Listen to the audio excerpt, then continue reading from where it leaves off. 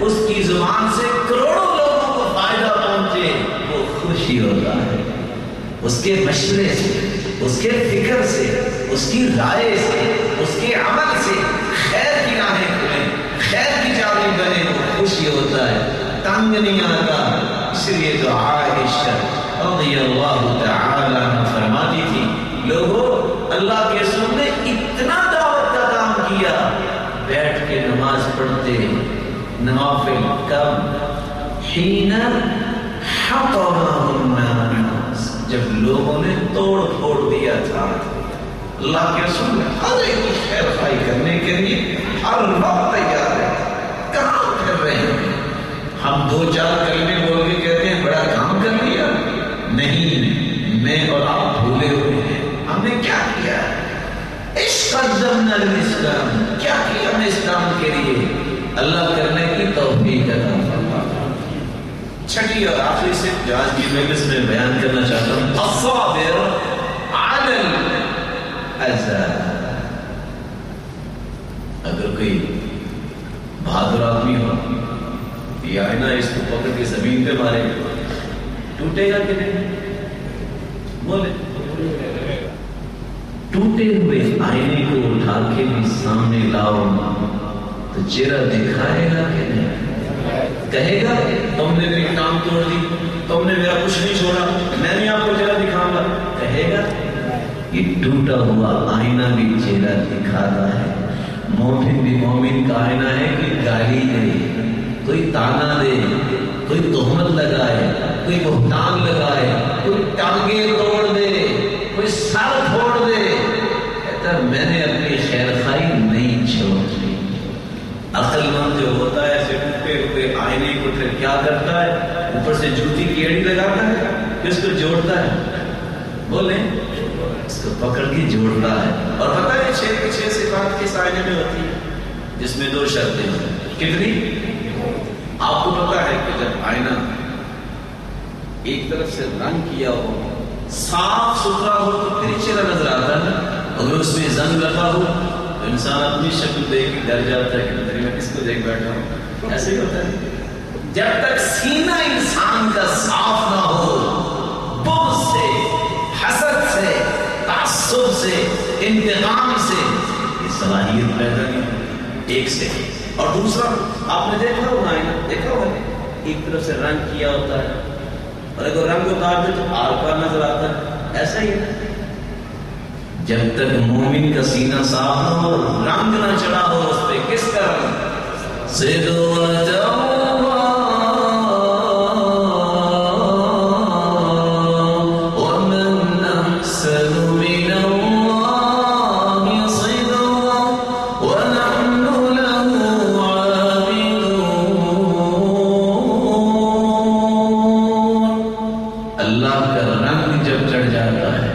سینہ جب صاف ہو جاتا ہے تو پھر یہ ساری صلاحیتیں پیدا ہو جاتی ہیں۔ میرے بھائی، عمر رضی اللہ تعالیٰ عنہ تو منبر پہ کھڑے ہو کے کہتے رحم اللہ امرأ اہدی الی عیوبی، کوئی ہے جو میرے عیبوں کو مجھے تحفے کے طور پہ پیش کرے۔ آج ہم کہتے ہیں جس نے ہماری غلطی نکالی نا، یہ بندہ ٹھیک نہیں ہے، یہ بندہ میری دشمنی کر رہا ہے۔ ارے اللہ کے بندے، ابن تیمیہ نے کتنی بات صحیح کر دی۔ وہ کہا کرتے ہیں ہاتھ انسان کے اپنے ہی ہیں، ایک ہاتھ جو مرضی کر لے اچھی طرح دھلتا نہیں ہے، دوسرا ہاتھ لگانا پڑتا ہے۔ اور آپ کو پتا ہے کہ یہ جو سوراخ تلے ہیں ان میں اگر میل کچل آ جائے تو سخت چیز جب تک استعمال نہ کریں وہ میل کچل دور بھی نہ ہوتی۔ اس طرح جب تک آپ کی اصلاح کرنے کے لیے کوئی بولتا نہیں ہے، آپ اصلاح ہوگی نہیں۔ آپ ہر چیز میں اپنی عبرت تلاش کریں، خیر تلاش کریں۔ کسی نے آپ کے لیے اچھی بات کیا نہیں، الحمدللہ۔ کسی نے کہا آپ میں نفس ہے، سوچو ہے نفس، دور کر تو نہیں ہے، الحمدللہ کہہ دو۔ بات میں یہ کر رہا تھا سرتاج رسول کی بات حدیث ہے۔ آئیے ذرا پلٹ کے اپنے موضوع کی طرف، میں نے ایک جھلک دی ہے ذرا بات۔ مبلغ حدیث ہے، کوئی بھی تبلیغ کا پہلو، دعوت کا پہلو اللہ کے ہاں قابل دوسری حیثیت جس کا قرآن نے تعین کیا ہے مبین، حدیث ہے. وَأَنزَلْنَا إِلَيْكَ الذِّكْرَ لِتُبَيِّنَ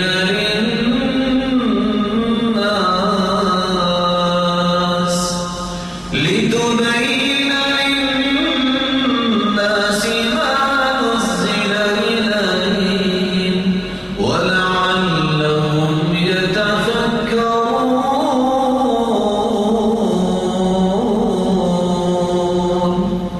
ستاج رسول، ہم نے قرآن آپ کی طرف اتارا ہے، اس کی وضاحت، اس کی تفصیل، اس کی کلیریفیکیشن، اس کی ایکسپلینیشن، یہ آپ کی ذمہ داری ہے. پتہ یہ چلا کل کائنات کے لوگ قرآن مجید کا ترجمہ بیان کرے، تفسیر بیان کرے، دنیا جہان کے بڑے عالم قابل قبول نہیں. وہی معانی، وہی مبانی، وہی مدعا قابل قبول ہوں گے جو اللہ کے رسول نے، کیونکہ اللہ تعالیٰ نے صلاحیت اور ذمہ داری کس کو دی؟ اللہ کے رسول کو دی. اور یہ بات سمجھنے والی ہے، اور یہاں ہی راز کھلتا ہے کہ حدیث کی عظمت اور اہمیت کیا ہے. قرآن کہتا ہے اقیموا الصلاۃ، نماز قائم کرو. کون میرا بھائی بتائے گا کس بارے میں آیا ہے کہ ظہر کی 10 رکھتے ہیں یا 12 رکھتے ہیں؟ کون بتائے گا؟ کسی قرآن مجید کے بارے میں یہ وضاحت کس نے کی؟ حدیث نے کی. کون بتائے گا کہ سجدے کے اندر جو دعائیں پڑھی جاتی ہیں کس صورت میں ہے؟ کہاں سے پتہ چلے گا؟ حدیث سے پتہ چلے گا. کون کہتا ہے کہ قرآن مجید ہی کافی ہے؟ رکوع میں جو سبحان ربی العظیم پڑھتے ہیں کہاں لکھا ہے؟ حدیث نے بتایا.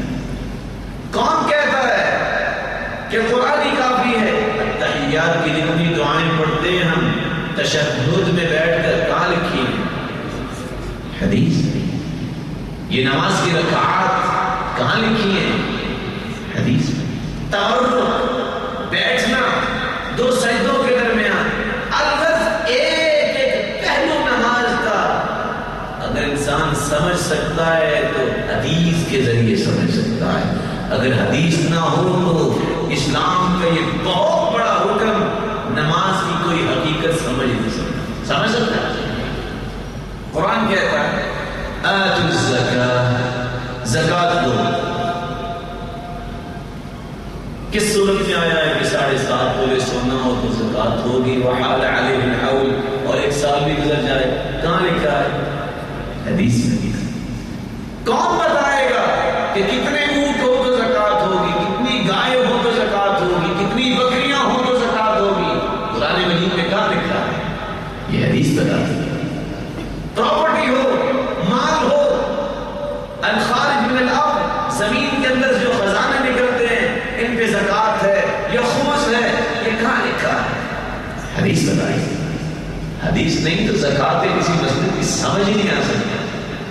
قرآن کہتا ہے وَلِلَّهِ عَلَى النَّاسِ حِجُّ الْبَيْتِ مَنِ اسْتَطَاعَ إِلَيْهِ سَبِيلًا، جس کے پاس جسم کی طاقت ہے، مالی طاقت ہے، وہ حج کرے. قرآن مجید میں کہیں لکھا ہے کہ مینا میں اتنی راتیں گزارنی ہیں، مزدلفہ اس وقت آنا ہے، عرفات کے میدان میں اس وقت پہنچنا ہے. لکھا ہے. وہاں لکھا ہے کہ آپ نے صفا مروا کی اس جگہ سے تھوڑا سا دوڑ کے گزرنا ہے. لکھا ہے کہ استوا جو ہے عمرہ کرتے وقت پہلے 3 چکروں میں رمل کرنا ہے. یہ کہاں سے پتہ چلے گا؟ خذوا عنی مناسککم، حدیث بتائے. حدیث نہیں، آج بھی جان نہیں سکتا. قرآن کہتا ہے کتب علیکم الصیام کما کتب علی الذین من قبلکم، روزہ تم پہ فرض ہے جیسے پہلے لوگوں پہ فرض تھا. کہاں لکھا ہے کہ ان چیزوں سے روزہ ٹوٹے گا اور ان چیزوں سے روزہ نہیں ٹوٹے گا؟ یہ شرطیں ہیں، جب پوری ہو تو روزہ رکھیں گے، اور ایسے لوگوں کو روزے کی چھٹی ہے.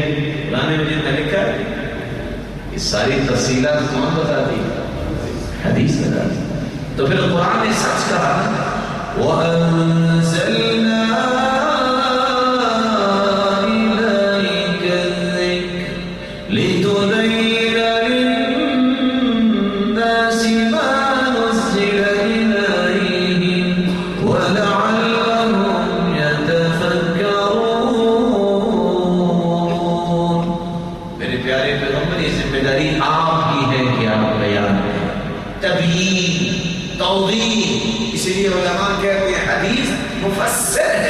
موضح ہے، مفصل ہے، قرآن کی صحیح تفسیر، صحیح تفصیل، وضاحت، توضیح، تشریح حدیث ہی کرتی ہے۔ تیسری حیثیت جو قرآن مجید نے حدیث کی بیان کی ہے، حدیث معلم ہے، اور اللہ کے رسول صلی اللہ علیہ وسلم فرماتے ہیں بعثت معلما، میں معلم بنا کر، مزکی بنا کر، مربی بنا کر، مدرس بنا کر بھیجا گیا ہوں۔ اور قرآن مجید میں اللہ فرماتے ہیں لقد من اللہ علی المؤمنین اذ بعث فیہم رسولا من انفسہم یتلو علیہم آیاتہ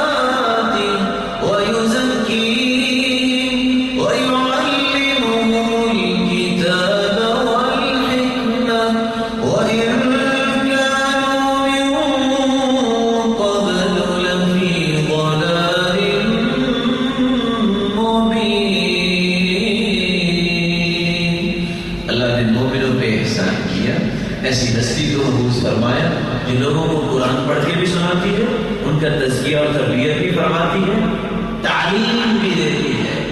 آپ زبان سے تعلیم دیں گے یا عمل سے تعلیم دیں گے؟ زبان سے لکھی بات کو بھی حدیث کہتے ہیں، عمل مبارک کو بھی حدیث کہتے ہیں۔ تو حدیث معلم ہے، مربی ہے، مزکی ہے۔ کوئی بھی شخص تعلیم کا کوئی پہلو، کوئی زاویہ اختیار کیا ہوا ہے، نہ اس کی تربیت صحیح ہو سکتی ہے، نہ اس کا تزکیہ ہو سکتا ہے جب تک حدیث سے روشنی نہیں گئے۔ جب تک حدیث کو نہیں پڑھتا تزکیہ کیسا؟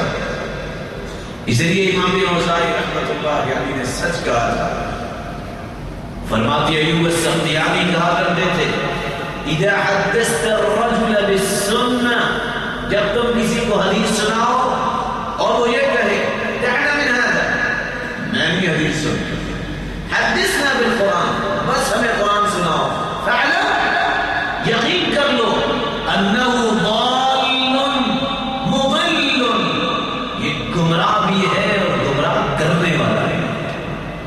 جس کا حدیث کے ساتھ تعلق نہیں ہے وہ گمراہی ہے، وہ گمراہ کرنے والا ہی ہے، وہ کیسے ہدایت یافتہ ہو سکتا ہے؟ اس لیے اللہ رب العزت نے چوتھی حیثیت کا تعین کیا ہے حدیث میں۔ وہ کون سا تعین ہے؟ حلال وہ ہے جس کو حدیث حلال ہے، حرام وہ ہے جس کو حدیث حرام کہتے ہیں۔ وَيُحِلُّ لَهُمُ الطَّيِّبَاتِ وَيُحَرِّمُ عَلَيْهِمُ الْخَبَائِثَ،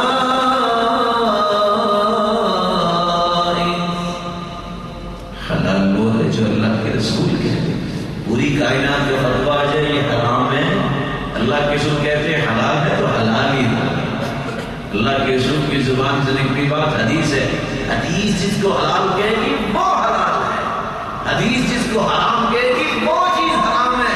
ساری دنیا جائز ہونے کا فتویٰ دے دے وہ حرام ہے اگر حدیث اس کو حرام کہے۔ کتنی حیثیتیں ہوگی؟ چار۔ پانچویں حیثیت حدیث چیف جسٹس ہے، اس کا فیصلہ اٹل ہے، اس کا فیصلہ ماننے کے لائق ہے۔ وَمَا كَانَ لِمُؤْمِنٍ وَلَا مُؤْمِنَةٍ إِذَا قَضَى اللَّهُ وَرَسُولُهُ أَمْرًا أَن يَكُونَ لَهُمُ الْخِيَرَةُ مِنْ أَمْرِهِمْ وَمَن يَعْصِ اللَّهَ وَرَسُولَهُ فَقَدْ ضَلَّ ضَلَالًا مُبِينًا۔ جب اللہ کا فیصلہ آ جائے قرآن کی شکل، جب اللہ کے رسول کا فیصلہ آ جائے حدیث کی شکل، کسی مومن کو اختیار ہی نہیں کہ وہ اپنی رائے کو درپیش کرے۔ مومن کیسا ہے؟ حلال ہی نہیں اس کے لیے، اور ساتھ ہی اللہ تعالیٰ نے اس کا نتیجہ بیان کر دیا۔ اس لیے اللہ اور اس کے رسول کے فیصلے کی نافرمانی کی واضح گمراہ ہے، سے بڑا گمراہ کوئی نہیں۔ چھٹی حیثیت کا تعین قرآن مجید نے کیا کہ دنیا کے کسی فیصلے میں حکم ہے تو حدیث ہے، حکم ہے حدیث ہے۔ کوئی بھی مسئلہ پیش آ جائے حدیث میں پیش کرو، جو حدیث فیصلہ دے گی اس کو مانا جائے۔ قرآن مجید میں اللہ تعالیٰ نے بہت ساری قسمیں اٹھائی ہیں۔ 3 جگہ اللہ تعالیٰ نے اپنی کبریائی کی قسمیں اٹھائی، 3 جگہ، ان میں سے ایک جگہ کون سی ہے؟ فلا